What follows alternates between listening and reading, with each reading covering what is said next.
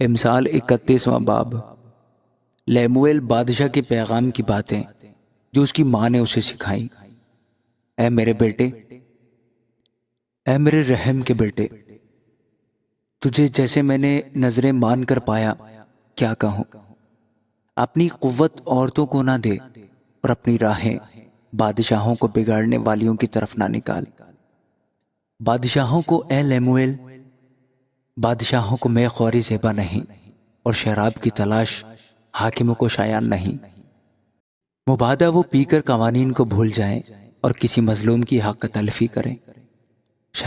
شراب اس کو پلاؤ جو مرنے پر ہے، اور میں اس کو جو تلخ جان ہے، تاکہ وہ پیے اور اپنی تنگ دستی فراموش کرے اور اپنی تباہ حالی کو پھر یاد نہ کرے۔ اپنا منہ گونگے کے لیے کھول، ان سب کی وکالت کو جو بے کس ہیں۔ اپنا منہ کھول، راستی سے فیصلہ کر اور مسکینوں اور محتاجوں کا انصاف کر۔ نیکوکار بیوی کس کو ملتی ہے، کیونکہ اس کی قدر مرجان سے بھی بہت زیادہ ہے۔ اس کے شوہر کے دل کو اس پر اعتماد ہے اور اسے منافع کی کمی نہ ہوگی۔ وہ اپنی عمر کے تمام ایام میں اس سے نیکی ہی کرے گی، بدی نہ کرے گی۔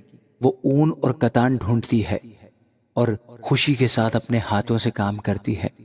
وہ سوداگروں کے جہازوں کی مانند ہے، وہ اپنی خورش دور سے لے آتی ہے۔ وہ رات ہی کو اٹھ بیٹھتی ہے اور اپنے گھرانے کو کھلاتی ہے اور اپنی لونڈیوں کو کام دیتی ہے۔ وہ کسی کھیت کے بابت سوچتی ہے اور اسے خرید لیتی ہے اور اپنے ہاتھوں کے نفع سے پاکستان لگاتی ہے۔ وہ مضبوطی سے اپنی کمر باندھتی ہے اور اپنے بازوؤں کو مضبوط کرتی ہے۔ وہ اپنی سوداگری کو سودمند پاتی ہے۔ رات کو اس کا چراغ نہیں بجھتا۔ وہ تکلے پر اپنے ہاتھ چلاتی ہے اور اس کے ہاتھ اٹیرن پکڑتے ہیں۔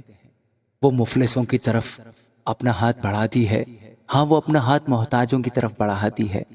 وہ اپنے گھرانے کے لیے برف سے نہیں ڈرتی، کیونکہ اس کے خاندان میں ہر ایک سرخ پوش ہے۔ وہ اپنے لیے نگارین بالا پوش بناتی ہے۔ اس کی پوشاک مہین کتانی اور ارغوانی ہے۔ اس کا شوہر پھاٹک میں مشہور ہے۔ جب وہ ملک کے بزرگوں کے ساتھ بیٹھتا ہے،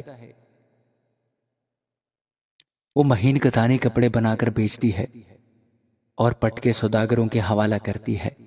عزت اور حرمت اس کی پوشاک ہیں اور وہ آئندہ ایام پر ہنستی ہے۔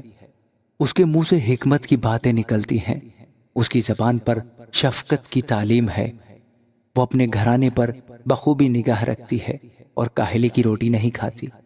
اس کے بیٹے اٹھتے ہیں اور اسے مبارک کہتے ہیں۔